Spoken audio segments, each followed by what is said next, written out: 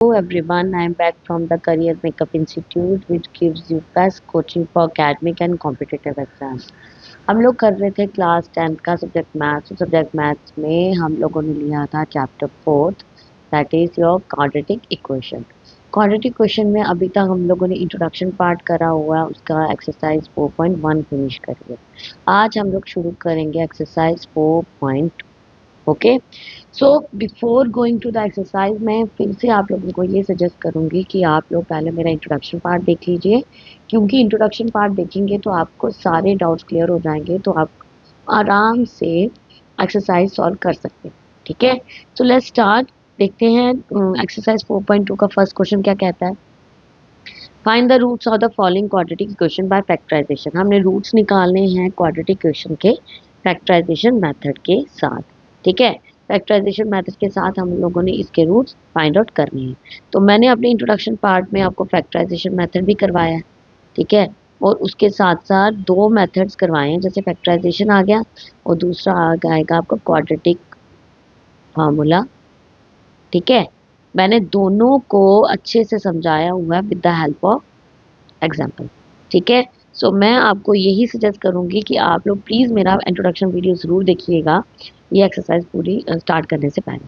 ठीक है, so let's start कि क्या कहता है आपका ये एक्सरसाइज 4.2।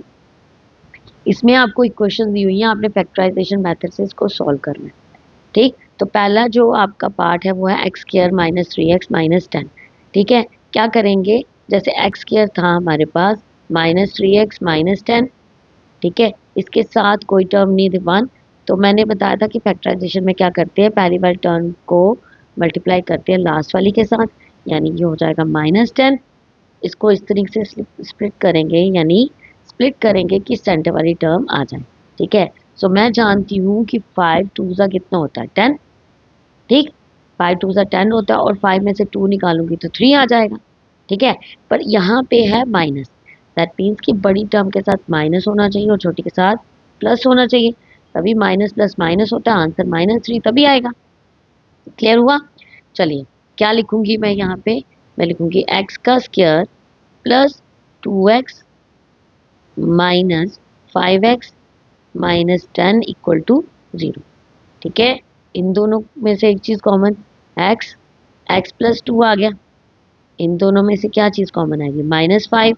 यहाँ पे x minus plus minus 5 to ज़ा 10 इक्वल टू 0। ठीक है, देखिए एक फैक्टर आ गया x प्लस 2, एक आ गया x माइनस 5 इज इक्वल्स 0। करिए इन दोनों को 0 के बराबर, x plus 2 is equals to 0, x is equals to -2। Clear, x minus 5 equal to 0, x is equals to plus 5। ये आ गई आपकी x की वैल्यू बाय फैक्टराइजेशन। ठीक है, आई होप कि आपको क्लियर हुआ ये मेथड। मैंने क्या किया, मैंने फर्स्ट टर्म को लास्ट वाली के साथ कर दिया मल्टीप्लाई। जब मल्टीप्लाई कर दिया तो उसको इस तरह से स्प्लिट किया कि मेरे सेंटर वाली टर्म आए। ठीक है, 3 आया, 5 टू ज़ा 10, 5 माइनस 2 आ गया 3, लेकिन 3 के साथ माइनस का था, तो बड़ी के साथ माइनस होना चाहिए था, छोटी के साथ प्लस। ठीक है, सो ये जब मैंने स्प्लिट किया तो इस तरह से बन गया। फिर पहले वाली दो टर्म्स में से कॉमन लिया x, और दूसरे वाली दो टर्म्स में से -5। ये आ गया आपके फैक्टर, एक आ गया आपके -2 और दूसरा आ गया 5। ठीक है, नेक्स्ट पार्ट पे चलते हैं। नेक्स्ट पार्ट है आपका 2x प्लस एक्स माइनस 6। ठीक है, वही पहली बार टर्म को करेंगे लास्ट वाली टर्म के साथ मल्टीप्लाई, ये आ जाएगा 6 टू ज़ा 12 एक्स का स्क्वायर। करिए स्प्लिट, कैसे आएगा, ये -12 आया, मुझे +1 चाहिए। मुझे पता है कि 4 3 ज़ा कितना होता है 12 होता है, और 4 -3 करूँगी तो आ जाएगा 1, लेकिन इसके साथ लगाऊंगी प्लस, तो बड़ी साइन जो होती है वो आंसर के साथ लगती है, यानी ये आ जाएगा +1। ठीक है, देखो निकल गया। करिए पुट, कैसे लिखेंगे हम लोग, मैं लिखूंगी 2x का square plus 4x minus 3x minus 6 equal to 0। इन दोनों में से एक चीज़ कॉमन, अब मैं लिखूंगी 2x कॉमन, x प्लस 2। ठीक है, इन दोनों में से एक चीज़ common, -3 common, x minus plus minus 3 टू ज़ा 6 इक्वल टू 0। देखो अंदर वाली आ गई सेम, क्या फैक्टर निकला, x प्लस 2 एक फैक्टर और 2x माइनस 3 दूसरा वेक्टर, ठीक है। So x plus 2 is equals to 0, x is equals to minus 2, ठीक। और 2x minus 3 is equal to 0, 2x is equals to 3, x is equals to 3/2। ये आ गई आपकी x की वैल्यू। क्लियर हो गया। सिंपली फर्स्ट वाली टर्म को किया लास्ट वाली के साथ मल्टीप्लाई, उसको इस तरह स्प्लिट किया कि आगे सेंटर वाली टर्म, सेंटर वाली टर्म लाने के बाद उसको हम लोगों ने ले लिया कॉमन, जिससे मेरे दो फैक्टर्स निकल आए हैं। x आ गया -2 और y आ गया आपका 3/2। क्लियर। अब चलते हैं थर्ड पार्ट पे, देखते हैं थर्ड पार्ट क्या कह रहा है। देखो थर्ड पार्ट है अंडर रूट वाला, अंडर रूट 2x का square plus 7x plus 5 under root 2, ठीक है। सेम पहली बार टर्म को करूंगी लास्ट वाली के साथ मल्टीप्लाई, ये हो जाएगा 5 अंडर रूट 2 को मैंने किया अंडर रूट 2 के साथ मल्टीप्लाई, ये हो जाएगा 5 मल्टीप्लाई 2 इज इक्वल्स टू 10, यानी मुझे स्प्लिट करना है 10 ताकि मेरा 7 आ जाए, ठीक है। मैं जानती हूँ कि 5 2 सा होता है 10, ठीक है। 5 प्लस 2 हो जाएगा 7, हो जाता है। चलिए करिए स्प्लिट, लेकिन यहाँ पे अंडर रूट है तो थोड़ा ध्यान से करना पड़ेगा। मैं लिखूंगी अंडर रूट 2x का square plus 5x plus 2x plus 5 under root 2 is equals to 0। अब इन दोनों में से एक चीज कॉमन क्या आ जाएगी, x के ले लेती हूँ मैं कॉमन, ठीक है। यहाँ पे आ जाएगा अंडर रूट 2x, यहाँ पे आ जाएगा 5। क्लियर। और इन दोनों में से क्या चीज आ गई कॉमन, मैं अगर अंडर रूट 2 कॉमन ले लूँ, ठीक है, अंडर रूट 2 कॉमन ले लूँ तो अंदर भी अंडर रूट 2x आ जाएगा, ठीक है।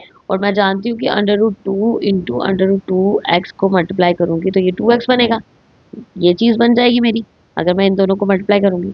प्लस अंडर रूट 2 को अगर मैं 5 से मल्टीप्लाई करूं तो 5 अंडर रूट 2 आ जाता है, तो यहाँ पे अंडर 5 आ गया इक्वल टू 0, ठीक है। क्लियर हुआ। देखो अंदर वाली मुझे फैक्टर सेम लाने थे तो मैंने लाए। कौन कौन से फैक्टर बन गए, एक आ गया अंडर रूट 2x प्लस 5, एक आ गया आपका x plus under root 2 equal to 0, ठीक है। So under root 2x plus 5 एक is equal to 0, under root 2x is equal to -5, x is equal to -5 upon under root 2, ठीक है। एक factor. दूसरा factor x plus under root 2 equal to 0, x is equal to minus under root 2, ये आ जाएंगे आपके दो factor. Clear. अच्छे से समझ आ गया आपको किस तरह से मैंने अंडर रूट वाले सम को किया, ठीक है। नेक्स्ट पार्ट देखते हैं।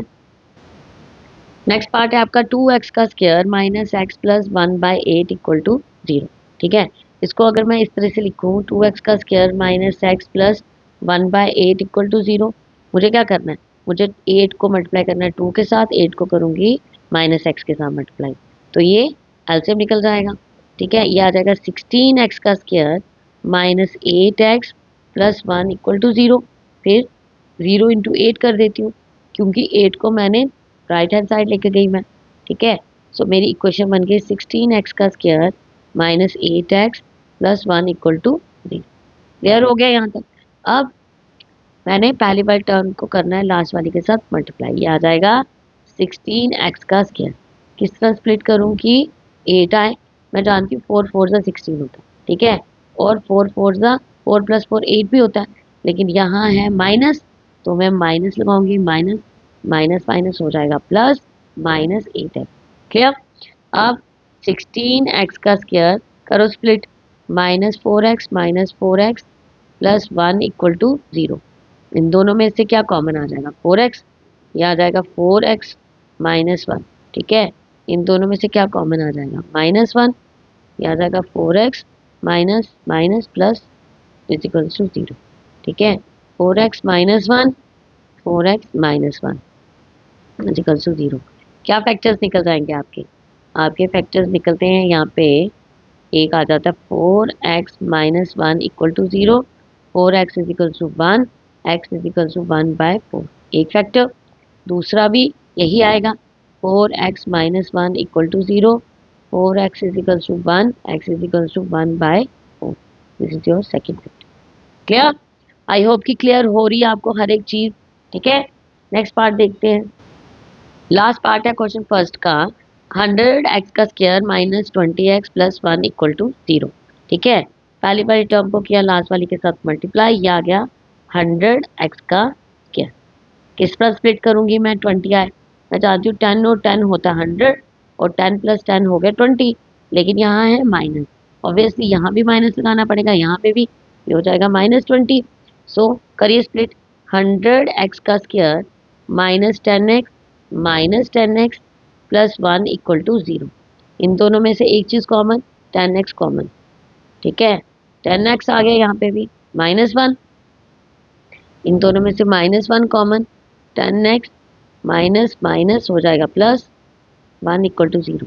ठीक है, देखिए ये दोनों सेम आ गए तो क्या फैक्टर बने, 10x माइनस 1 एक और 10x माइनस 1 दूसरा, इक्वल्स टू 0। करिए कंपेयर 0 से, 10x minus 1 equal to 0, 10x is equals to 1, x is equals to 1 by 10। Clear? या 10x minus 1 equal to 0, 10x is equals to 1, x is equals to 1 by 10। ये निकल गए आपके x के factor. Clear हो गई बात? ओके, सो गाइज ये थे आपका एक्सरसाइज 4.2 का क्वेश्चन नंबर फर्स्ट। आई होप कि आपको क्लियर हो गया फैक्टराइजेशन। ठीक है, किस तरह से स्प्लिटिंग मेथड से मैंने ये इक्वेशंस आपकी सॉल्व करी हैं। दो वैल्यूज निकलेंगी, सिंपल है, पहली बार टर्म को करना है लास्ट वाले के साथ मल्टीप्लाई, उसको इस तरह से स्प्लिट करना है कि सेंटर वाली टर्म आए, प्लस माइनस का ध्यान रखना है और कुछ नहीं। ठीक है, so that's all for the day. मैं बहुत जल्द मिलती हूँ आपके साथ क्वेश्चन नंबर सेकंड के को लेके। Till then bye and take care.